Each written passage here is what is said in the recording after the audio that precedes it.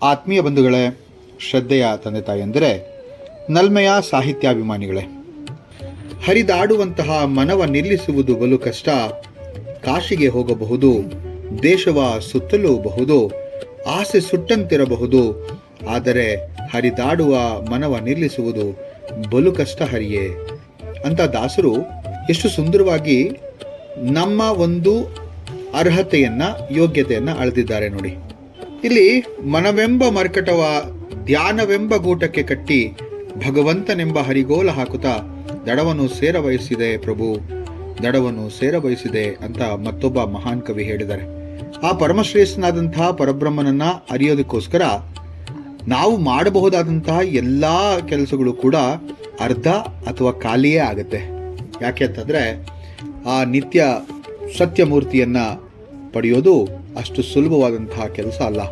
ಅದರಲ್ಲೂ ನಮ್ಮಂತಹ ಚಂಚಲ ವ್ಯಕ್ತಿತ್ವದ ಮನುಷ್ಯರಿಗಂತೂ ಬಹಳ ಕಷ್ಟ ಸಾಧ್ಯ ಅಂತಲೇ ಹೇಳ್ಬೋದು. ಈ ಒಂದು 40ನೇ ಕಗ್ಗ, ಈ ಕಗ್ಗದಲ್ಲಿ ಬಹಳ ಸುಂದರವಾಗಿ DVG ಅವರು ದೇವರನ್ನ ಕಾಣಬಹುದಾದಂತಹ ಒಂದು ಚಿಕ್ಕ ಸುಳಿವನ್ನ ಇಲ್ಲಿ ಕೊಡ್ತಾ ಹೋಗ್ತಾರೆ. ಈ 40ನೇ ಕಗ್ಗ ಹೀಗಿದೆ: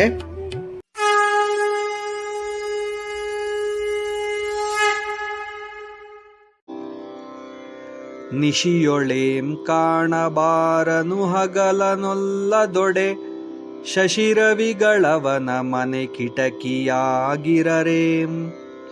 ಮಸುಕ ಬೆಳಕೊಂದಾದ ಸಂಜೆ ಮಂಜೇನವನು, ಮಿಸುಕಿ ಸುಳಿಯುವ ಸಮಯ ಮಂಕುತಿಮ್ಮ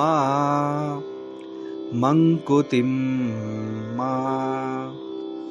ಹಗಲಲ್ಲಿ ಕಾಣಿಸಿಕೊಳ್ಳದಿದ್ದರೆ ಆ ಪರಮಾತ್ಮ ರಾತ್ರಿಯಾದರೂ ಕಾಣುವನೇನು? ಚಂದ್ರ ಮತ್ತು ಸೂರ್ಯನು ಆತನ ಮನೆಯ ಕಿಟಕಿಗಳು. ಸಾಯಂಕಾಲದ ಮಬ್ಬಾದ ಬೆಳಕಿನಲ್ಲಿ ಅವನು ಮಿಂಚಿನಂತೆ ಓಡಾಡುತ್ತಿದ್ದಾನೋ ಏನೋ ಎಂದು ಪ್ರಶ್ನಿಸುತ್ತಾರೆ DVG ಅವರು. ನಿಶೆಯೊಳೇಂ ಕಾಣಬಾರನು ಹಗಲನೊಲ್ಲದೊಡೆ, ಶಶಿ ರವಿಗಳವನ ಮನೆ ಕಿಟಕಿಯಾಗಿರರೇಂ. ನೋಡಿ, ಶಶಿ ಅಂದ್ರೆ ಚಂದ್ರ, ರವಿ ಅಂದ್ರೆ ಸೂರ್ಯ, ಇವರಿಬ್ಬರು ಅವನ ಮನೆಯ ಕಿಟಕಿಗಳಾಗಿದ್ದಾರಾ ಏನೋ.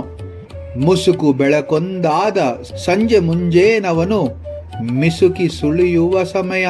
ಹಗಲು ಅಲ್ಲ, ರಾತ್ರಿಯೂ ಅಲ್ಲ, ಅವೆರಡರ ಮಧ್ಯದಲ್ಲಿರ್ತಕ್ಕಂಥ ಮುಸ್ಸಂಜೆಯನ್ನ ತನ್ನ ಇರುವಿಕೆಯನ್ನ ತಿಳಿಸೋದಕ್ಕೋಸ್ಕರ ದೇವರು ಅಥವಾ ಪರಬ್ರಹ್ಮ ಉಪಯೋಗಿಸ್ಕೊಳ್ತಾ ಇದ್ದಾನೋ ಏನು ಅಂತಕ್ಕಂಥ ಒಂದು ಮಾತನ್ನ ಇಲ್ಲಿ ಕೇಳಿದ್ದಾರೆ.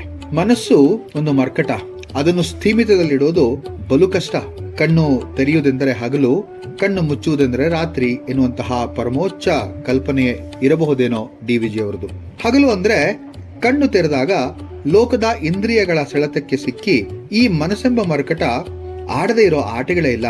ಹರಿಷಡ್ವರ್ಗಗಳನ್ನೂ ಕೂಡ ತನ್ನದಾಗಿಸಿಕೊಂಡಂತ ಈ ಮನಸ್ಸು ಮನಬಂದಂತೆ ವರ್ತಿಸಿ ಆ ಚಂಚಲ ಮನಸ್ಸಿನಲ್ಲಿ ಹೇಗೆ ತಾನೇ ಆ ಪರಮ ನಿಶ್ಚಲನಾದಂತಹ ಪರಬ್ರಹ್ಮ ಇರೋದಕ್ಕೆ ಸಾಧ್ಯ? ರಾತ್ರಿ ಅಂದ್ರೆ ಕಣ್ಣು ಮುಚ್ಚಿದಾಗಲೂ ಆ ಪರಬ್ರಹ್ಮ ದೊರೆಯುತ್ತಾನೆಯೇ ಎಂದರೆ ಅದು ಕೂಡ ಆಗೋದಿಲ್ಲ. ಯಾಕೆ ಅಂತಂದ್ರೆ ಸ್ಥಿತಪ್ರಜ್ಞೆಯಿಂದ ಮಾತ್ರ ದೊರೆಯುವ ಅವನು ರಾತ್ರಿಯ ಅರೆ ಪ್ರಜ್ಞಾವಸ್ಥೆಯಲ್ಲಿ ಹೇಗೆ ತಾನೇ ದೊರೆತಾನು? ಅಂದ್ರೆ ಹಗಲೂ ಅಲ್ಲದ ರಾತ್ರಿಯೂ ಅಲ್ಲದ ಆ ಪರಬ್ರಹ್ಮ ಮುಸ್ಸಂಜೆಯಲ್ಲಿ ಓಡಾಡುತ್ತಿದ್ದಾನ. ಹಾಗಾದ್ರೆ ಎಚ್ಚರ ಮತ್ತು ನಿದ್ದೆಯ ಮಧ್ಯೆ ಒಂದು ಸ್ತರ ಉಂಟು, ಅದನ್ನು ಜಾಗೃತಾವಸ್ಥೆ ಅಂತ ಕರೀತಾರೆ. ಮನದ ಪಟಲಗಳನ್ನ ಒಂದುಗೂಡಿಸಿ ಏಕೀಕರಿಸಿ ಧ್ಯಾನ ಮಗ್ನರಾಗಿ ಆ ಪರಬ್ರಹ್ಮನನ್ನ ಪಡೆಯುವತ್ತ ಜಾಗರೂಕರಾಗಿರ್ಬೇಕಾಗತ್ತೆ. ಇಡೀ ಸೃಷ್ಟಿಗೆ ಕಾರಣೀಭೂತನಾದ ಆ ಚೇತನವನ್ನು ಅರ್ಥ ಮಾಡ್ಕೊಳ್ಳೋದು ಅಂತನ್ನದೇ ಒಂದು ಕಷ್ಟ ಸಾಧ್ಯವಾದಂತ ಮಾತು. ಅದಕ್ಕೆ ಪ್ರಾಮಾಣಿಕ ಪ್ರಯತ್ನ ನಮ್ಮ ಕಡೆಯಿಂದ ಆಗ್ಲೇಬೇಕು. ಮನಸ್ಸನ್ನ ಸ್ಥಿರವಾಗಿಟ್ಕೋಬೇಕು.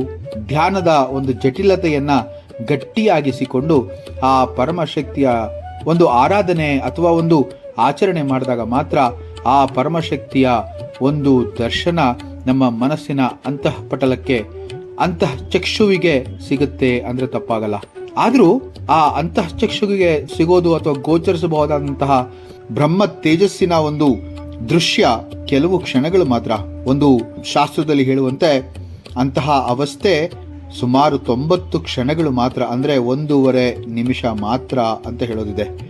ಆ 1.5 ನಿಮಿಷ ಯಾವ ಮನುಷ್ಯ ಆ ಸಾಕ್ಷಾತ್ಕಾರವನ್ನ ತನ್ನದಾಗಿಸಿಕೊಳ್ತಾನೋ ಅವನೇ ಈ ಒಂದು ಜಗತ್ತಿನಲ್ಲಿ ಮಹಾಯೋಗಿ ಅಂತ ಕರೆದ್ರೆ ಅದು ಅತಿಶಯೋಕ್ತಿ ಅಲ್ಲ.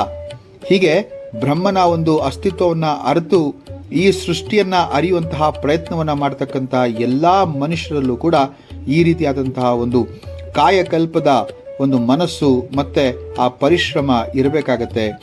ಏಕಾಗ್ರನಾಗಿ ಮನಸ್ಸನ್ನ ಸ್ಥೀಮಿತದಲ್ಲಿಟ್ಟು ಮನಸ್ಸನ್ನ ಹರಿಬಿಡದೆ ಆ ಪರಬ್ರಹ್ಮನ ಒಂದು ಚರಣಾರವಿಂದಗಳಲ್ಲಿ ತನ್ನನ್ನು ತಾನೇ ಅರ್ಪಿಸಿಕೊಂಡಂತಹ ಮನುಷ್ಯ ಮಾತ್ರ ಆ ಪರಮಾತ್ಮನ ಆ ಪರಮೋಚ್ಚ ಬ್ರಹ್ಮನ ಒಂದು ಸಾಕ್ಷಾತ್ಕಾರ ಪಡೆಯೋದಕ್ಕೆ ಸಾಧ್ಯ ಅಂತ ಹೇಳ್ತಾ ಇದ್ದಾರೆ. ನಿಶೆಯೊಳೆಂ ಕಾಣಬಾರನು ಹಗಲ ನೊಲ್ಲದೊಡೆ ಶಶಿ ರವಿಗಳವನ ಮನೆ ಕಿಟಕಿಯಾಗಿರರೇಂ ಮುಸುಕು ಬೆಳಕೊಂದಾದ ಸಂಜೆ ಮುಂಜೇನವನು ಮಿಸುಕಿ ಸುಳಿಯುವ ಸಮಯ ಮಂಕುತಿಮ್ಮ ಅಂತ ಹೇಳ್ತಾರೆ. ಮುಂದಿನ ಕಗ್ಗದೊಂದಿಗೆ ಮತ್ತೆ ಭೇಟಿಯಾಗ್ತೇನೆ. ನಮಸ್ಕಾರ.